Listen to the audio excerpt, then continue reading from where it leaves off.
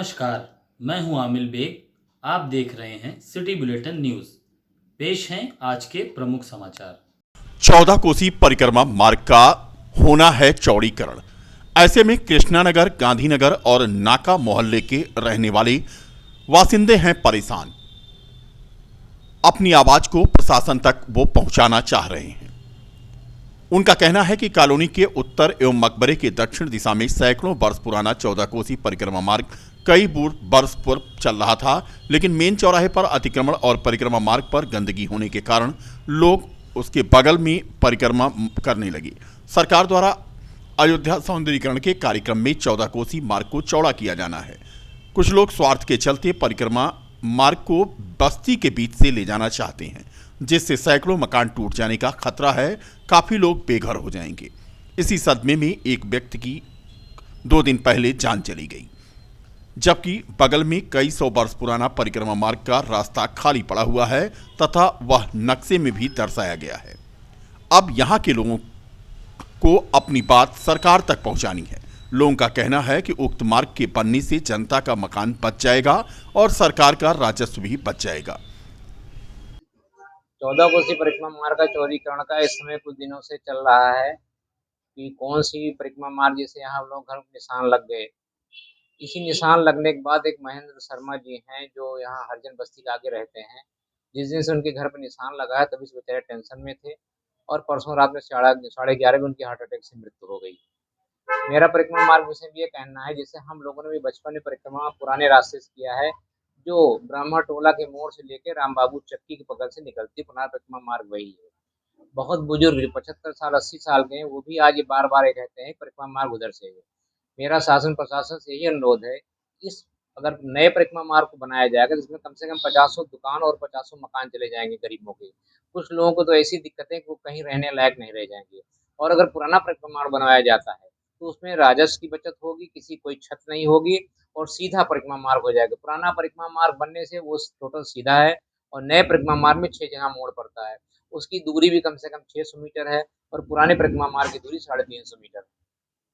हम पार्षद हैं, हम 95 से ही पार्षद जनता की सेवा कर रहे हैं, जनता के विषय में जान, जनता बहुत दुखित है। और यदि घर लोगों का टूटा तो कुछ लोग और भी हार्ट अटैक से उनकी मृत्यु चिंता में हो सकती है, कुछ लोग और भी चिंतित काफी हैं। इसको लेकर आप किसी से बात करेंगे? यहाँ मैं विधायक से भी मिल चुका हूँ, मैं मेयर से भी, सांसद से मिल चुका हूँ। मेरे कहने का तात्पर्य जो उचित हो, जो रास्ता पुराना है उसी को ओके कर दिया जाए, सीधा भी है, किसी का कोई छत नहीं, सरकार की करोड़ों की राजस्व की बचत होगी और उसके बाद यात्रियों के रुकने की जगह जो भी XYZ हो वो उनके लिए उस पर सुविधा है। और इधर से जाने में बहुत दिक्कतें होंगी जनता के लिए और उसके बाद और किसी भी चिंता न जान चली जाए। इसीलिए मुझे सरकार से अनुरोध है, जो पुराना परिक्रमा मार्ग है उसी को बना दिया जाए। और मेरा पूरा घर जा रहा है, हम लोग दलित लोग हैं, कहाँ जाएंगे? ये पुराना परिक्रमा मार्ग है, वहाँ से ले जाएं अपना। हम लोग के छोटे छोटे बच्चे, हम लोग कहाँ जाएंगे? हम लोग का कोई जमीन भी नहीं है, हम लोग दलित लोग कहाँ जाएंगे? कुछ पैसा वैसा भी नहीं हम लोग के पास। हम गांधीनगर से बोल रहे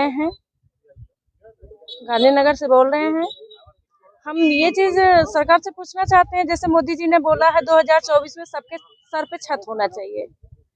अब जब किसी तरह से लोगों के सर पर छत आ गई है तो ये कौन सा न्याय हो रहा है कि उन्होंने अपने सबका घर सड़क चौड़ीकरण में वो ले रहे हैं और वो छत देने के बजाय वो छीन रहे हैं। ये कहाँ का न्याय है? जो परिक्रमा मार्ग पहले था उनको वही परिक्रमा मार्ग करना चाहिए। हम लोग जहाँ रह रहे हैं यथा स्थिति वहीं हम लोगों को रहने दें। इस करण का जो है नवीनीकरण मेरे समझ में नहीं आता है कि जो अस्थायी लोग पहले से रह रहे हैं आप उनको उनके घर से वंचित कर रहे हैं और आप सौंदर्यीकरण ये सब करने के मामले में उन सबको हटा रहे हैं। नगर है, हम लोग चाहते हैं कि पुराना परिक्रमा मार्ग चालू हो, हम लोगों का मकान बचे। सर घर से बेघर हो जा रहे हैं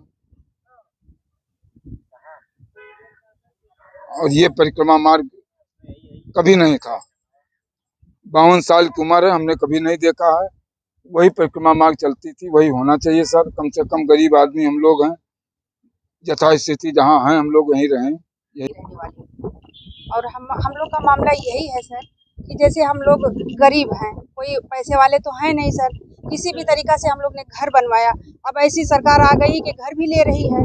बताइए इस समय हम लोग छोटे छोटे बच्चों को लेके कहाँ जाएंगे? और इधर जमीन पड़ी है, इधर ले लेती और कुछ हमारे दादा परदादा थे वो बता रहे थे कि सरकारी जो है जमीन पहले परिक्रमा मार्ग ये था, ये नहीं चला था, जैसे ये बेकार हो गया रास्ता, जैसे सब लोग बाथरूम टट्टी वगैरह करने लगे तो जब गंदगी हो गई तो सर इधर से जाने लगा परिक्रमा, तो इसीलिए सब अब हम लोग चाह रहे हैं कि जब जमीन इधर फालतू पड़ी है तो वो ले ले अपनी जमीन, अगर थोड़ा बहुत ज्यादा हम लोग का भी जाता है तो हम लोग देने के लिए तैयार है, ऐसा भी नहीं कह रहे कि हम लोग नहीं देंगे।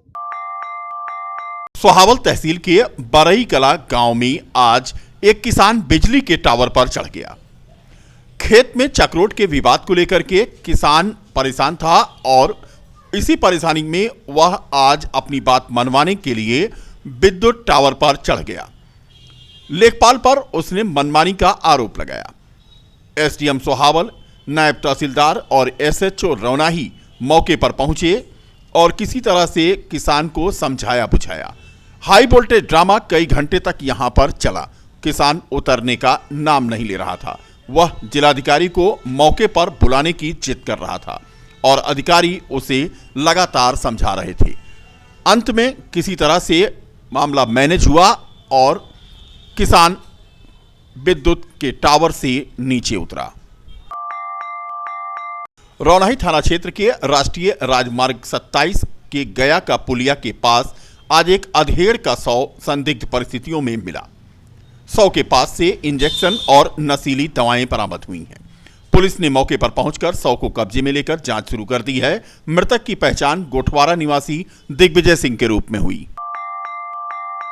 नाका बाईपास पर एक गिट्टी लदी ट्रक खड़ी थी और पीछे से उसको तारकोल लदी एक गाड़ी ने टक्कर मार दी और दुर्घटना हो गई।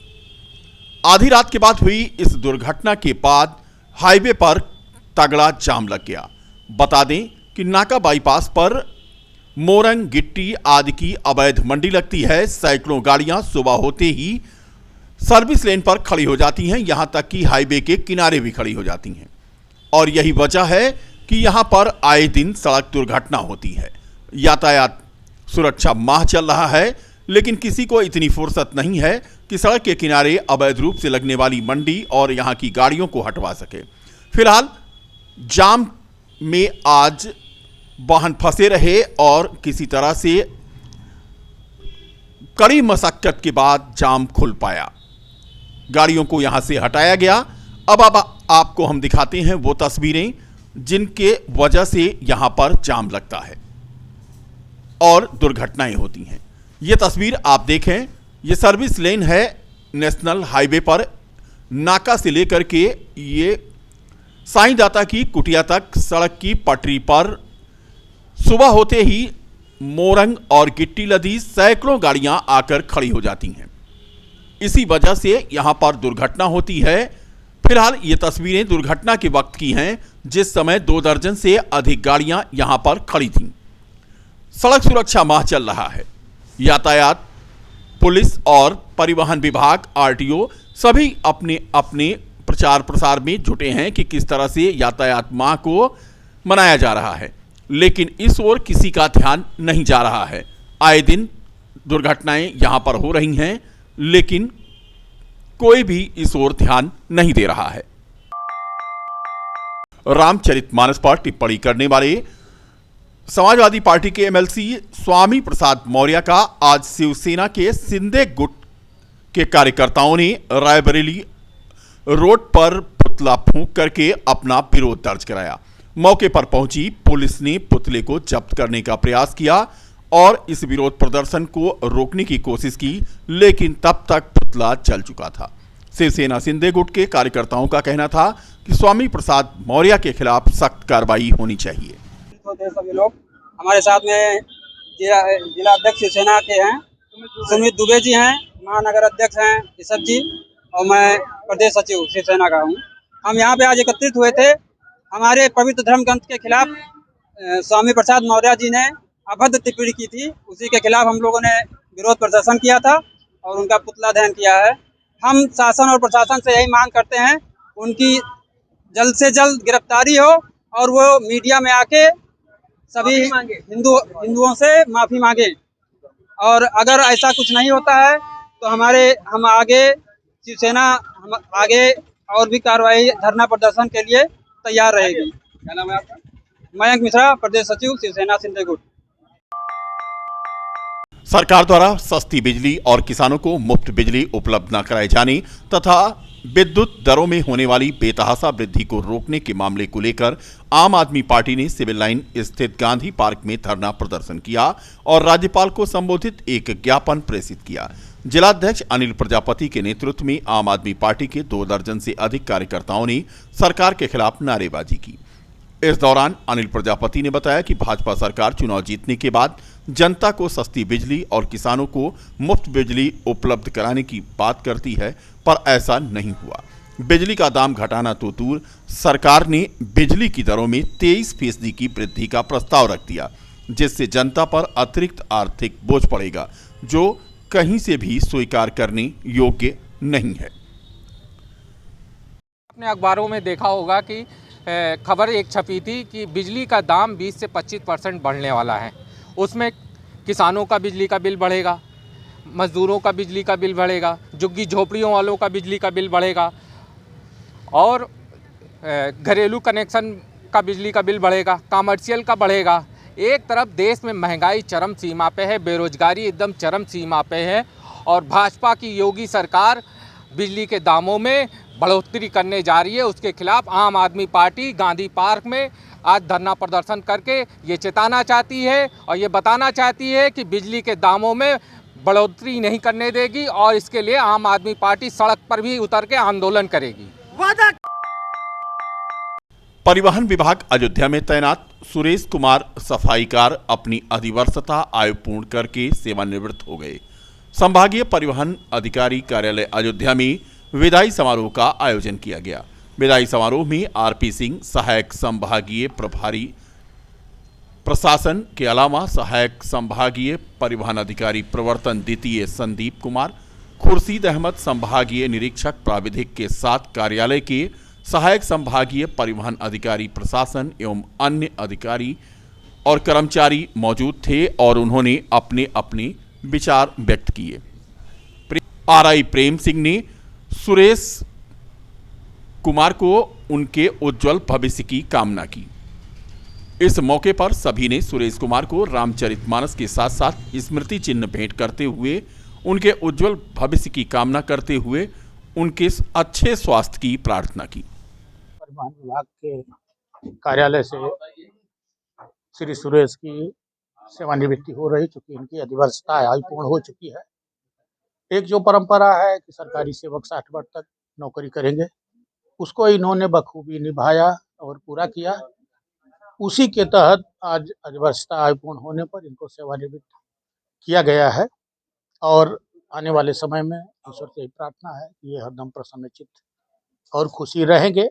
इसमें हमारे परिवहन विभाग की तरफ से, अयोध्या कार्यालय की तरफ से इनको जो भी श्रद्धा सुमन अर्पित किए गए, उसके लिए हम यहाँ कार्यालय के कार्मिकों का, अपने अधिकारियों का हार्दिक स्वागत करता हूँ और सुरेश का भी हृदय से आभार व्यक्त करता हूँ कि हमारे साथ वो हरदम जुड़े रहे, ऐसे अपने परिवार के साथ जुड़े और इसी प्रसन्न मुद्रा में अपना जीवन पूर्ण रूप से जिए, यही ईश्वर से प्रार्थना है। सरकार बहुत अच्छा था और मैंने हमेशा अपने काम को निष्ठा से किया है और अधिकारियों की सेवा में लगा रहा। कर्म ही पूजा है, इसी आधार पर मैं पूरा जीवन चल रहा हूँ। आज उसी का नतीजा है, सब अधिकारियों का सम्मान आपके सामने मेरा हो रहा है। क्या संदेश होगा आपके परिवार के लिए? मैं तो यही चाह रहा हूँ कि अब आराम से अब अपना थोड़ा सा जीवन, पूरा परिवार ही है हमारा, जाने का थोड़ा दुख तो है, लेकिन अब थोड़ा परिवार के साथ भी समय बिताने के। बीकापुर में मंगलवार को 2 वरिष्ठ अधिकारियों का विदाई समारोह संपन्न हुआ। नायब तहसीलदार अरुण सिंह तथा राजस्व निरीक्षक रामदास चौरसिया लंबे सेवाकाल के बाद सेवानिवृत्त हो गए। उत्तर प्रदेश राजस्व लेखपाल संघ के तत्वावधान में तहसील सभागार में सम्मान समारोह आयोजित हुआ, जिसमें नायब तहसीलदार गर्मा वर्मा, तहसीलदार आर.के. वर्मा, एसडीएम प्रशांत कुमार की उपस्थिति में दोनों अधिकारियों को विदाई दी गई। इस दौरान एसडीएम प्रशांत कुमार ने नायब तहसीलदार अरुण सिंह को अंग वस्त्र और रामचरितमानस की पुस्तक भेंट करके उनके उज्जवल भविष्य की कामना करते हुए उन्हें विदा किया। वहीं दूसरी ओर तहसीलदार आर.के. वर्मा ने राजस्व निरीक्षक रामदास चौरसिया को भी अंग वस्त्र प्रदान करके उनके उज्जवल भविष्य की कामना की। परिवार के 2 वरिष्ठ सदस्य आर के रामदास जी और नायब तहसीलदार अरुण सिंह जी रिटायर हुए हैं। मैं इनके उज्जवल भविष्य की कामना करता हूँ। धन्यवाद।